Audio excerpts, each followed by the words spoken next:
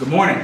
Good morning. While I wait for the PowerPoint, I'm up here with Ajamu Amiri. This is Ajamu and this morning I realized, he's not talking yet, but he is saying dada. So my wife, gets a little frustrated.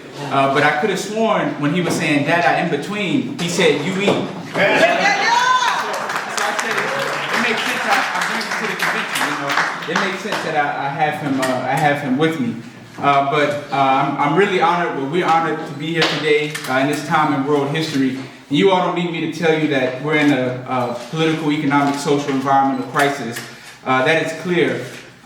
We're in a crisis in every aspect of our lives. Our people are suffering, our communities are suffering, our planet is suffering. And by the looks of it, it doesn't seem like that crisis is going to let up anytime soon. So the suffering is not going anywhere.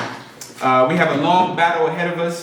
And we best be disciplined, we best be focused, because we have to be on our game more than we have ever been. And so in my brief time up here, I want to offer some context on the crisis we're in on a statewide level, but also bring in the international character of our crisis. And the reason I'm attempting to bring the local, statewide, and international together, to bring all these things into one, is because the power structure likes to make it seem like the local and international are far removed from each other, but we know that's far from the case. It's a cool PowerPoint, so I want to wait. My wife is into all the graphics and stuff, so she really hooked it up. So I'll wait for the images to appear. On the international and the national level, we're in a deep crisis, and I want to touch on a few points about this political moment, this political crisis that we're in, and what's at stake in 2024 and beyond, the election and beyond. There's a genocide happening that we all know of, and people are suffering. Just this morning, news came out that a school was bombed with men, women, and children while they were performing their morning prayer. And it's oftentimes seen that, this is so far away, it's not really connected to us, but we know that it's deeply connected to us. It's right there at our front porch. And the reason that it's at our front porch is because those bombs, those weapons, what's being used to execute this genocide in Palestine is made in the United States. It's our tax dollars. Annually, there's $3 billion that the U.S. sends to the state of Israel. And it was just approved, I believe, a few days ago, that the Biden administration is sending $3.5 billion more in military aid to the state of Israel. But yet here, our communities remain under-resourced, jobs that don't pay a living wage, schools under-resourced, and the crisis, our houseless population is increasing. And so the crisis is intensifying here, but yet this government, this society, this power structure can send billions of dollars to another country to cause the suffering of another people. So this crisis is at our front door. It's something we must be concerned about. And on a national level, in this moment, we have a continued crisis of police violence. A recent example of what had happened to Sister Sonia. That's right. And there's an effort on a national scale to continue to fund police departments at a high scale, to continue to militarize them. So we're seeing all this money being bloated into a budget for brutalizing, terrorizing our communities, and also doing that to other communities abroad, but yet we still remain under-resourced at home. And on a national scale, we have Project 2025 and fascism taken to another scale. There's some who argue we've been in a constant state of fascism, which can't be historically denied. But we're facing at a higher scale. Fascism is going into a new stage. With the attack on women's rights, the access, to abortion, with the attack on fighting climate change, environmental justice, with attacks on voting rights, you name it. This Project 2025 is something serious. And not just Project 2025, but the movement that it has behind it, the level of thinking, the white supremacist ideology that's guiding, that's leading it. It puts our communities in real danger, real fear. And so we have to be prepared for that. We have to be prepared for a Trump administration, and as so many have argued, we have to be prepared if he doesn't win, what the response will be, because I know so many remember January 6th. So on a national scale, we have a crisis before us. And on a statewide level, things are real. The crisis has intensified. We've already seen it on a number of fronts. The Republicans have a supermajority, meaning if there's a Democratic governor, they have a supermajority in the House and the Senate, so they can override any veto that the governor puts forward. And in addition to that, legislatively, if some of the opposing party tries to oppose something because they have that supermajority, their legislation will pass through. So we're in a real deep crisis. And with this supermajority, that means that the Republicans get to appoint people to a host of different things, but more importantly to the UNC system, the University of North Carolina system, where there's a lot of activity from the union, workers, students, community, public education. So we have a real crisis here, and what really can't come out is that the maps or the ability to break that supermajority, many have reached a conclusion that it won't be able to come until 2023. But that doesn't mean we retreat because the crisis is going to intensify, that we're going to have things thrown at us. That means we have to get more serious, more disciplined, and organized at an even higher level than what we're doing now.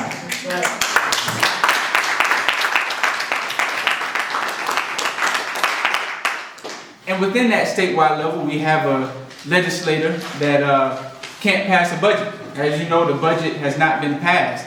And so that leaves our public schools, our teachers, our public workers, our state workers in a mode of crisis without resources needed to thrive. The North Carolina Budget and Tax Center has really broken down what this crisis is going to mean for us if we really can't pass a budget, if our schools continue to go without what they need. I saw a post that teachers in North Carolina or across the country spend an average of $1,000 of their own money to supply their classroom. My sister is a first grade teacher, and she had to send out a link to the family to get stuff for her classroom, for her students. And so our schools are in a crisis. Our public education is in a crisis. The public sector is in a crisis, and we're going to have a real battle on our hands. And I want to talk about another thing at the statewide level. You agree, son? Am I on target? Okay. He was looking at me, so I had to make sure I had to check in with the commander-in-chief. But at the statewide level, we are seeing an attack on affirmative action and DEI. The University of North Carolina just appointed at Chapel Hill, the so-called flagship, just appointed a new chancellor. And this chancellor is known for his right-wing leanings. He has repressed student voice on campus and has been a part of a wave that cut $2 million in DEI and diversity, equity, and inclusion at the University of North Carolina at Chapel Hill. And DEI doesn't just affect, simple enrollment, but it's also can extend over to employment. I know there's many in here, someone in the back who, for many years since the 1960s and 70s and into the 80s and 90s have been fighting for affirmative action, elder brother in Gaza, so he can really lay out the real crisis that this attack on DEI is going to bring forward to us. And so on a statewide level, we're in a real serious crisis on a number of different fronts, and a government that cannot function, that refuses to bring forward the resources that we need, that seeks to privatize education, send vouchers, take away resources from our public schools, that seeks to bring forward a mask mandate, or that seeks to prevent any type of dissent, any type of opposition to what is happening to our community. So we have a battle on our hands. And so what is the role of the election in all of this? There are some who believe that if you vote, that's your voice. They're wrong. There are some who believe voting will change the world. They are wrong. And there are some who believe that voting does not matter and will not change anything, that there is no difference between the parties. Now, both parties are representing the capitalist and exploitative nature of the U.S. But there are differences between the two. So people who hold the view that if you vote, nothing will change, they're wrong too. And then there's some of us who believe that voting is important, but it's not the key ingredient for change. Organizing brings change. People power brings change. Elections are important, but they're not the fundamental element that will transform our society. And I want to use Durham as an example on a number of different fronts. And I think you all are very well aware of this struggle. But I want to bring it back up to really draw out how elections are important, but can't be the only focus. It can't be where we put our hope, where we put all of our, as they say, eggs in the basket. So as you know, the union, there were people who the union endorsed. There were people on Durham City Council who may have even committed themselves to the fight for economic justice, say they support unions. But when the workers came forward and said, you know, we need this to survive and thrive in Durham, we can't afford to live in the city, those who were supposed to be united with the workers and support of the workers, got the endorsement of the workers in the union, said that there was nothing that they can do. But because the workers were organized, because they exercised their power and refused to work, the city had no choice but to meet some of the demands.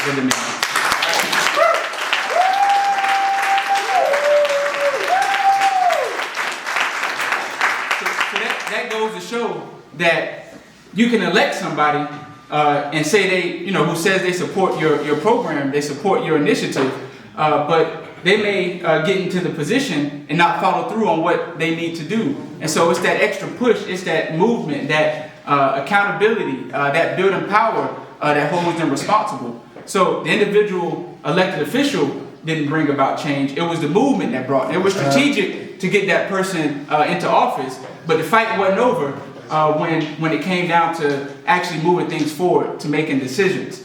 So our fight has to be in organizing. That's right. It has to be in the day-to-day struggle. It has to be in intensifying. Then I want to give another example about Durham. Durham is a place where a lot of activity takes place, where I spent 4 years of my life at the #1 historically black college in the country, North Carolina Central University. And I had a chance to be a part of an effort that brought the local to the international. I was a part of the Demilitarized Durham to Palestine Coalition. And one thing that we saw, there were a lot of people who were elected who put forward a progressive, agenda, who understood what was happening internationally. But in order for Durham to become the first city to end police exchanges with the Durham Police Department and the Israeli occupying forces, the Israeli military, there had to be a movement that constantly worked with elected officials doing education to move people to a certain side of the issue, to do community work, to constantly have rallies, to have educational events, to apply pressure. And so the campaign had an electoral strategy, but accompanying that strategy was this ongoing pressure, constantly going to city council meetings, working sessions, applying the pressure, saying, this is what you signed on to. This is what you committed to. Now we need this resolution passed. Let's fight to get this resolution. And that's what carried it over. The elected official by themselves wasn't just going to initiate it. They had to be forced to initiate it. It required that movement activity to do that. So I know my time is coming to an end, and I want to respect the time and really get into the Q&A and really just emphasize that what we have at stake here can't be solved with an election. Election is part of helping bring in a solution, but it is not the solution. And we have to approach 2024 and the election engaging in the local and important statewide races. We have to keep our eye on that. We have to be focused on that.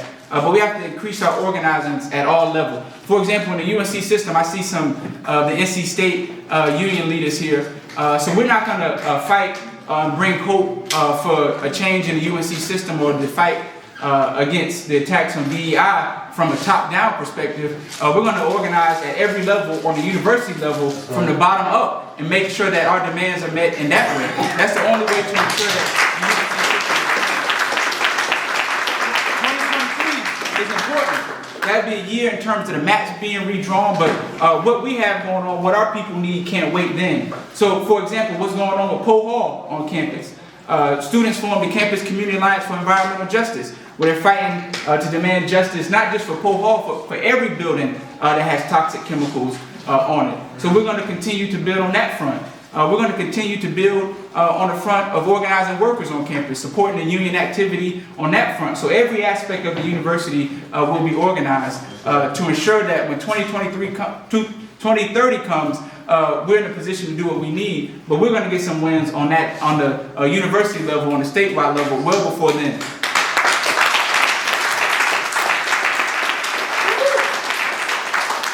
And so I commit in this time of political crisis, in this moment, in this election year, I commit to supporting the activity of the union. I commit to, at the next convention, we'll have from North Carolina State at least 10 workers there representing from the housekeepers to the groundskeepers to whatever. Because when we go back to campus in the fall, we're going to organize at the highest stage possible. We're going to fight at the highest stage possible. We're going to organize the South and be a part of this beautiful movement that this union has been building for 26 years now. So thank you all for having me.